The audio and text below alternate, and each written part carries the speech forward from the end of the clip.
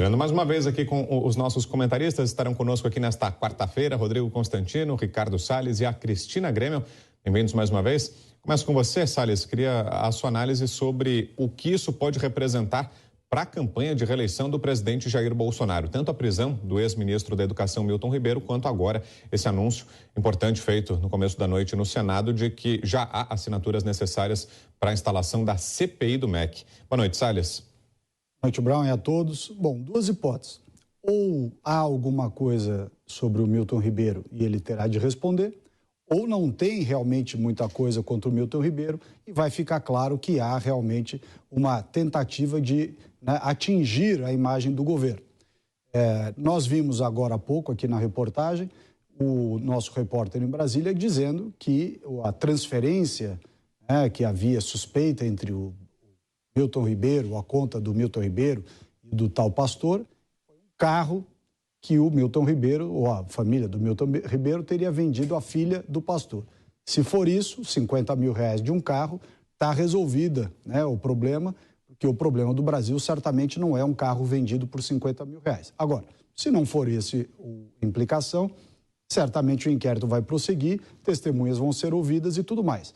O fato do Milton Ribeiro ter ficado em São Paulo é absolutamente normal. Ele mora em Santos, veio para São Paulo, não tinha por que ir fazer audiência de custódia em Brasília. A audiência de custódia pode ser feita por videoconferência e eu quero crer que é assim que será feito amanhã.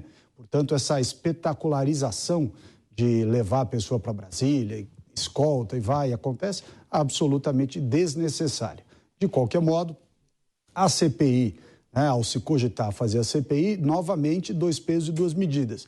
Para tudo aquilo que convém à sociedade, requerimentos, outros pedidos de CPI e etc., e que são teoricamente a favor, ou pelo menos respaldariam posições do governo, Rodrigo Pacheco nem cogita. Com relação à CPI, que eventualmente possa ser instalado do MEC, a resposta dele foi, se tiver as assinaturas, podemos instalar. É uma questão de conveniência e oportunidade. Como tem sido a regra, Toda vez que é contra o governo, tudo anda. Tudo que é a favor do governo ou a favor do Brasil fica parado.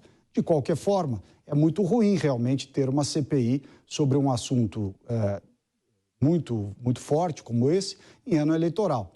Seja porque vira palanque, óbvio, evidente, mas seja também porque ela terá uma conotação absolutamente midiática. Ela não vai ser uma CPI para encontrar fatos ou para encontrar informações, até porque essas já estão sendo tratadas lá no inquérito da Polícia Federal.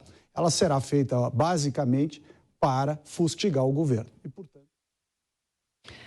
Cris, bem-vinda mais uma vez, boa noite para você. Queremos te ouvir a respeito do que muito se falou ao longo desta quarta-feira, que foi a mudança de postura do presidente Jair Bolsonaro em relação ao seu ex-ministro.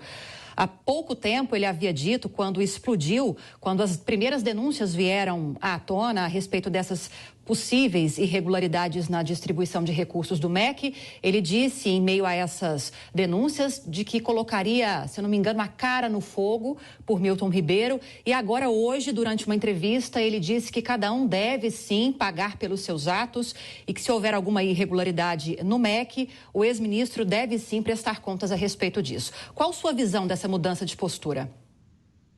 Olha, Lívia, eu acho natural, tanto no passado recente ele ter dito o que disse, quanto hoje ter dado essa declaração. Veja, foi uma ordem de prisão expedida por um juiz federal, foi uma investigação feita pela Polícia Federal, que já vinha sendo feita também pela Controladoria Geral da União, e imaginamos avançou de alguma forma a levantar uma suspeita mais contundente a ponto de terem emitido esse mandado de prisão preventiva. Então, se o presidente continuasse com aquela declaração de antes, ia ser crucificado por isso. Obviamente que quando ele deu a declaração antes, ele tinha um passado ali que ele teve junto com o ministro Milton Ribeiro, que não levantava suspeitas, e naquele momento ele defendia. Agora, ele quer ver a investigação caminhar. Eu acho absolutamente normal, seria muito ruim se continuasse colocando a cara no fogo ou a mão no fogo por uma pessoa que nesse exato momento está presa. Agora, nada impede que essa investigação dê uma reviravolta, a gente tem visto perseguição a pessoas inocentes, inclusive, não estou dizendo que é o caso de Milton Ribeiro ou desses pastores necessariamente, tem que investigar e tem que investigar tudo, a gente precisa ter isso esclarecido para ter certeza do que houve, mas se der uma reviravolta e voltarem atrás, aí o presidente vai ser condenado por ter dito não boto minha mão no fogo por ninguém, então é tudo tentativa da oposição de ficar enfraquecendo o presidente num momento em que quem está fraco é um ex-ministro da Educação. E veja, até onde eu saiba, não tem nada provado contra ele. Existem suspeitas. Eu, pessoalmente, acho estranho que pessoas sejam presas em função de suspeitas e a gente sabe que prisão preventiva ela tem uma outra conotação. Ele tem que estar intimidando testemunhas, tem que estar, de alguma forma, atrapalhando as investigações. Não ouvi ninguém hoje, nem de Polícia Federal, nem de Controladoria Geral da União, apontar nesse sentido. Então, muita coisa ainda precisa ser esclarecida aí. Agora, claro, nós não defendemos bandido. Quem defende bandido são esses que estão agora tentando se aproveitar da ocasião e tentar incriminar um presidente da República como se ele próprio estivesse envolvido em corrupção. A gente ainda vai ver muito disso nos próximos dias.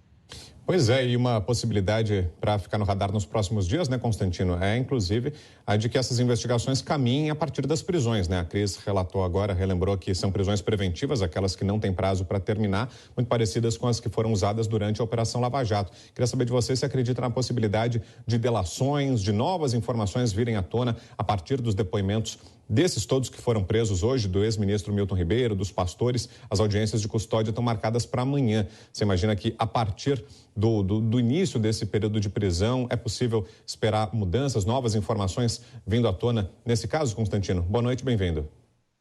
Boa noite, Brown, boa noite a todos. Sem dúvida é uma possibilidade, né? Foi um instrumento muito usado na Operação Lava Jato, como você mesmo lembrou, e preso, muitas vezes as pessoas abrem a boca porque se veem ali numa situação realmente desesperadora, né? Então a delação é uma possibilidade. A gente sabe que o MEC é um monstrengo gigantesco, com um orçamento muito rico, né, bilionário, e sempre tem gente em volta querendo explorar isso, né? E não é de hoje.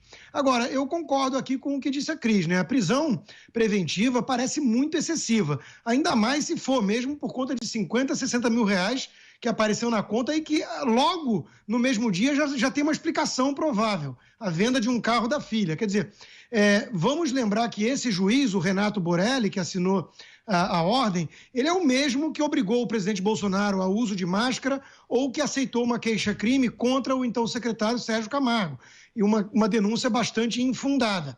Então, sim, eu acho que as pessoas têm todo o direito de suspeitar de alguma perseguição política, algum uso político disso. No mesmo dia já está a oposição colhendo assinaturas para uma CPI, os insuspeitos bastiões da ética, como Renan Calheiros, como Omar Aziz, como o próprio Humberto Costa. Quer dizer, é tudo muito escancarado, é um palanque eleitoral sendo montado, e isso exige também uma reflexão da sociedade em relação a esse duplo padrão que apontava o próprio Salles. Veja que curioso, para fechar, Brown. Os petistas dizem que Lula foi inocentado, sendo que ele foi condenado com fartas evidências, com provas materiais, por várias instâncias, inúmeros juízes e desembargadores. E ele foi solto num malabarismo supremo, mas ele é inocente pela ótica petista. Já o ministro, que foi preso de forma preventiva, nem se sabia o motivo disso, já é condenado e junto com ele o próprio ex-chefe, o presidente Bolsonaro. Quer dizer, é uma narrativa bastante frágil.